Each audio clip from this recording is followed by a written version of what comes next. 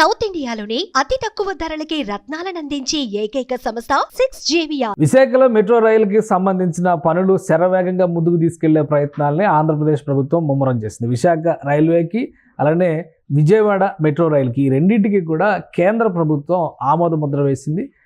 ఏవైతే డిపిఆర్లు ఏపీ ప్రభుత్వం సబ్మిట్ చేసిందో వీటికి సంబంధించి ఆంధ్రప్రదేశ్ మెట్రో రైల్ కార్పొరేషన్ ఇదంతా కూడా హ్యాండిల్ చేస్తుంది. వీటికి సంబంధించినటువంటి భూసేకరణ ప్రక్రియని ఇమీడియట్గా మొదలు పెట్టాలనేటువంటి ఆదేశాలు ఆంధ్రప్రదేశ్ ప్రభుత్వం ఇచ్చింది. ఈ నేపథ్యంలో అటు విజయవాడలోనూ అదే హడావుడి ఉంది, ఇటు విశాఖలోనూ అదే హడావుడి ఉంది. విశాఖలో పెద్ద ప్రాజెక్ట్ అవుతున్నటువంటి నేపథ్యంలో అసలు ఎంత భూమిని సేకరించాల్సిన పరిస్థితి ఉంది, అలానే ఎంత ఖర్చు కాబోతుంది, పైగా 100% సెంట్రల్ గవర్నమెంట్ స్పాన్సర్డ్ ప్రాజెక్టు కింద ఈ రెండు రైల్వే లైన్ల నిర్మాణాలు అంటే మెట్రో రైల్స్ విజయవాడలో కానీ వైజాగ్లో కానీ ఏర్పాటు కాబోతున్నాయి. కాబట్టి వాటిని పరిశీలించి విషయాలు తెలుసుకునేటువంటి ప్రయత్నం చేద్దాం.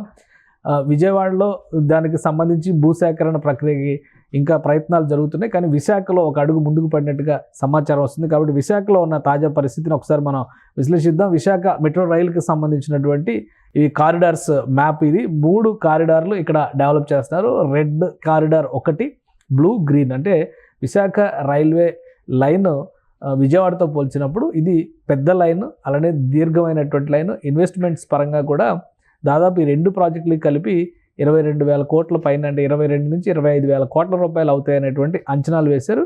ఇవి కారిడార్ 1లో వచ్చేటువంటి స్టేషన్ నంబర్స్ కూడా మనం చూస్తే నంబర్ ఆఫ్ స్టేషన్స్ కూడా విశాఖపట్నంలో ఎక్కువగా కనిపిస్తున్నాయి.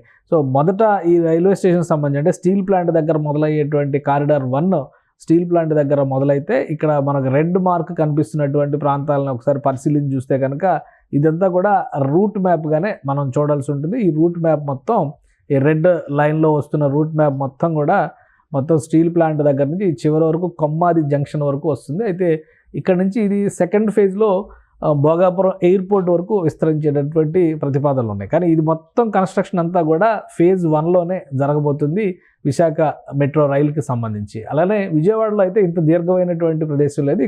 ఇక్కడ చూస్తే కనుక ఈ బ్లూ లైన్ రెండవది ఇక్కడ తాటిచెట్లపాలెం జంక్షన్ నుంచి చిన్న వాల్టేర్కి ఒక కారిడార్ ఉంటుంది. ఇది బ్లూ కలర్లో ఉన్నదంతా ఒక కారిడారు. అలానే గ్రీన్ కలర్లో ఉన్నది ఓల్డ్ పోస్ట్ ఆఫీస్ నుంచి ఇక్కడ గురుద్వారా దగ్గరికి మరొక జంక్షన్. అంటే ఇదొక పాయింట్. ఈ రెండు క్రాస్ అయ్యేటువంటి సందర్భం ఇక్కడ మాత్రం ఎదురవుతుంది. సో ఈ రెండు పాయింట్లు కూడా జంక్షన్లుగా ఉండేటువంటి అవకాశం ఉంది. సో ఎక్కువ శాతం దీనికి సంబంధించి మెట్రో రైల్ నిర్మాణం అంతా కూడా ఎలివేటెడ్ కారిడార్లోనే చేయబోతుంది ఏపీ ప్రభుత్వం. దానికి సంబంధించినటువంటి ప్రతిపాదననే డిపిఆర్ను కూడా సబ్మిట్ చేశారు. సో ఈ పనులు ప్రారంభించడానికి ఎంత సమయం పడుతుంది అనేటువంటి అంశాన్ని పక్కన పెడితే ముందు భూసేకరణ అనేది ఒక ప్రధానమైనటువంటి ఆటంకం అవుతుంది. కాబట్టి మన దేశంలో ఏ ప్రాజెక్టు విషయంలో చూసినా కానీ ప్రధానంగా భూసేకరణే అసలైనటువంటి ఇబ్బందికరమైనటువంటి పరిస్థితులను సృష్టించేటువంటి అంశం.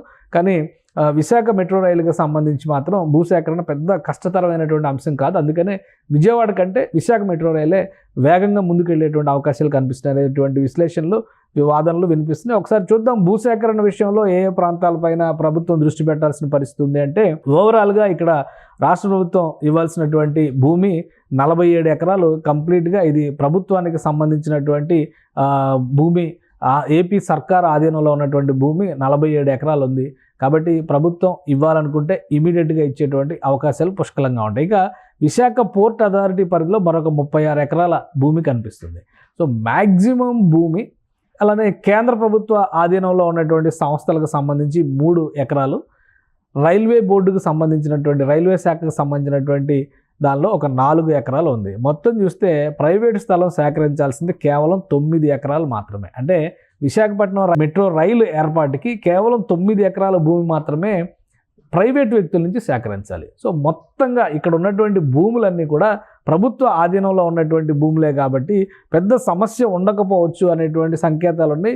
మేజర్గా ఈ ప్రాజెక్టు రూపకల్పన జరిగినటువంటి సందర్భాన్ని బట్టి చూసినా కానీ ఓవరాల్గా ఇక్కడ జరుగుతున్నటువంటి భూసేకరణ ప్రక్రియ అంతా కూడా మ్యాక్సిమము 46 కిలోమీటర్ల పరిధిలో నిర్మాణం జరుగుతుంది. 99.75 ఎకరాల భూమి అవసరమవుతుంది. అదే విజయవాడలో అయితే దాదాపు 91 ఎకరాల భూమి ఎక్కువ శాతం ప్రైవేటు వ్యక్తుల నుంచి సేకరించాల్సిన పరిస్థితి ఉంది. కానీ ఇక్కడికి వచ్చేసరికి ప్రైవేటు వ్యక్తుల నుంచి కేవలం 9 ఎకరాల భూమి మాత్రమే సేకరించాలి. కాబట్టి ప్రభుత్వానికి పెద్ద ఇబ్బందికరమైనటువంటి పరిస్థితులు ఉండకపోవచ్చు అనేటువంటి సంకేతాలు ఎక్కువగా ఉన్నాయి. ఇక్కడ చూస్తే కనుక ఈ కొమ్మాది జంక్షన్ వరకు వెళ్ళేటువంటి రైలు మార్గం ఈ రూట్ మ్యాప్స్ క్లియర్గా కనిపిస్తున్నటువంటి రూట్ మ్యాప్స్ ప్రకారం చూస్తే ఎక్కడైతే కోర్ సిటీ ఏరియా డెవలప్ అయి ఉందో ఆ ప్రాంతంలోనే ఎక్కువ శాతం మెట్రో రైలు నిర్మాణం జరుగుతుంది. కాబట్టి శరవేగంగా ఈ నిర్మాణ ప్రక్రియని ముందుకు తీసుకెళ్లాల్సిందే అనేటువంటి సంకేతాలు ఉన్నాయి. అలానే దీంతోపాటు మరొక ముఖ్యమైనటువంటి విషయం నిధులకి సంబంధించినటువంటి అంశం. ఎందుకంటే నిర్మాణంలో భాగస్వామ్యం అవుతున్నటువంటి సందర్భంలో మ్యాక్సిమం నిధుల కొరత లేకుండా ఉండాలంటే ఇది మొత్తం కేంద్ర ప్రభుత్వం 100% కేంద్ర ప్రభుత్వం చేస్తున్నటువంటి స్పాన్సర్షిప్ కింద జరిగేటువంటి నిర్మాణ ప్రక్రియ అవుతుంది. 3 కారిడార్లుగా ఈ నిర్మాణం జరుగుతుంది విశాఖ మెట్రో రైలు. అయితే మొత్తం అయ్యేటువంటి ఖర్చు ఒకసారి చూస్తే కనుక 11,498 కోట్ల రూపాయలు ఈ ప్రాజెక్టుకి ఖర్చు అవుతుందని చెప్పని అంచనా వేశారు. దీంతోపాటు భూ సేకరణకు సంబంధించినటువంటి మొత్తం కూడా 882 కోట్ల రూపాయలు ఖర్చు అవుతుంది. అంటే ఓవరాల్గా చూసినప్పుడు 13,000 కోట్ల రూపాయలతో మొత్తం విశాఖ మెట్రో రైలు ప్రక్రియ మొత్తాన్ని కూడా ముందుకు తీసుకెళ్ళడానికి అవకాశం ఉంది. అలానే భూసేకరణలో పెద్దగా సమస్యలు వచ్చేటువంటి అవకాశాలు చాలా తక్కువ ఉన్నాయి. మొత్తం వచ్చేటువంటి డిస్టెన్స్ 46.23 కిలోమీటర్లు 3 కారిడార్ల రూపంలో నిర్మిస్తున్నటువంటి ప్రక్రియ ఇది. భోగాపురం ఎయిర్పోర్ట్ వరకు కనుక ఈ నిర్మాణం జరిగితే కూడా పెద్దగా ఖర్చు అయ్యేటువంటి అవకాశం లేదు. అంటే నిర్మాణానికి సంబంధించి 4 ఏళ్ల సమయాన్ని నిర్దేశించుకుంది రాష్ట్ర ప్రభుత్వం. 4 ఏళ్లలో ఇది పూర్తయితే కనుక ఒక కారిడార్ అయినా కానీ ప్రారంభించడానికి కావాల్సినటువంటి ప్రణాళికలను సిద్ధం చేసుకోవాలని అధికారులకి ఇప్పటికే సంకేతాలు ఇచ్చింది. కాబట్టి భూసేకరణలో పెద్దగా సమస్య లేదు. నిధుల విషయంలో కేంద్ర ప్రభుత్వం 100% సపోర్ట్ చేస్తుంది.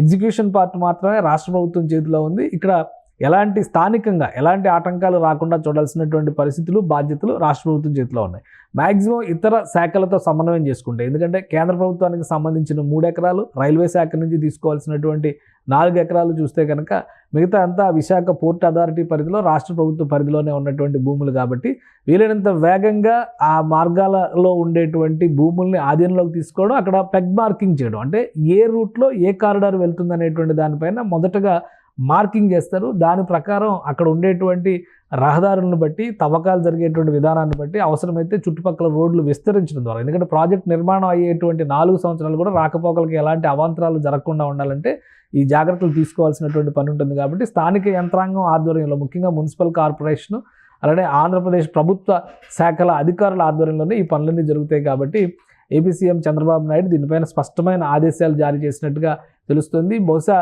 మార్చి నెలలో వీటికి సంబంధించినటువంటి భూమి పూజలు, శంకుస్థాపనలు చేసేటువంటి అవకాశం ఎక్కువగా ఉంది. విశాఖలో ఎటువంటి ఇబ్బందులు లేకుండా వీలైనంత వేగంగా ముందుకు వెళ్ళడానికి ఇప్పుడు రాష్ట్ర ప్రభుత్వ అధికారులు, అలానే మున్సిపల్ యంత్రాంగం కూడా కసరత్తు చేస్తుంది. మొత్తం 46 కిలోమీటర్ల మార్గాన్ని కూడా మార్కింగ్ చేయడం ద్వారా అక్కడ నిర్మాణ ప్రక్రియకి, ఎందుకంటే మొత్తం నిర్మాణం ఒకే కంపెనీ చేసేటువంటి అవకాశం లేదు. ఎక్కడికక్కడ కాంపిటేటివ్ బిడ్డింగ్ ద్వారా ప్యాకేజీల రూపంలో డిస్టెన్స్ ప్యాకేజ్, అంటే డిస్టెన్స్ని బట్టి 10 కిలోమీటర్ల ఒకరికి, 10 కిలోమీటర్ల ఒకరికి ఇట్లా సంస్థలను కేటాయించడం ద్వారా, అలానే స్టేషన్ల నిర్మాణం బాధ్యతలు మరొకరికి ఇట్లా ఇచ్చేటువంటి అవకాశం ఉంటుంది. సో ప్యాకేజ్డ్ ఫార్మాట్లో వర్క్ అలాట్మెంట్ ఏ విధంగా జరగాలనే దాని మీద ఒకవైపు నుంచి అడ్మినిస్ట్రేటివ్ ప్రాసెస్లో కసరత్తు జరుగుతుంది. మరోవైపు భూసేకరణ రూట్ మ్యాప్, అంటే ఆ మార్గాన్ని మ్యాపింగ్ చేసేటువంటి బాధ్యతలు అధికార యంత్రాంగానికి అప్పగించారు. సో విశాఖ మెట్రో రైలుకి సంబంధించి అతి త్వరలోనే ఒక శుభవార్త వినేటువంటి అవకాశాలు స్పష్టంగా కనిపిస్తున్నాయి. ఇక విజయవాడ మెట్రో రైలుకి సంబంధించి భూసేకరణ అంశంపైనే అధికారులు కసరత్తు చేస్తున్నారు. ఎందుకంటే అక్కడ 91 ఎకరాల భూమిని సేకరించాల్సినటువంటి అవసరం ఉంది. ఈ 91 ఎకరాల భూమిలో కూడా ప్రైవేట్ ల్యాండ్స్ ఎక్కువగా ఉన్న నేపథ్యంలో ఎవరైతే ఓనర్లు ఉన్నారో ఆ భూ యజమానులతో సంప్రదింపులు జరపాల్సినటువంటి పరిస్థితి ఉంది. అది భూ సేకరణ పద్ధతిలోనా, భూ సమీకరణ పద్ధతిలోనా, ఏ విధంగా జరుగుతుంది అనేది దాని మీద ఇంకా స్పష్టత రావడానికి కొంత సమయం పట్టొచ్చు. కానీ విశాఖలో మాత్రం వీలైనంత వేగంగా పనులు ప్రారంభించడానికి రాష్ట్ర ప్రభుత్వం కసరత్తు చేస్తోంది. సుమన్ టీవీలో మీ పర్సనల్ అండ్ బిజినెస్ ప్రమోషన్స్ కోసం కింది నెంబర్కి కాంటాక్ట్ చేయండి.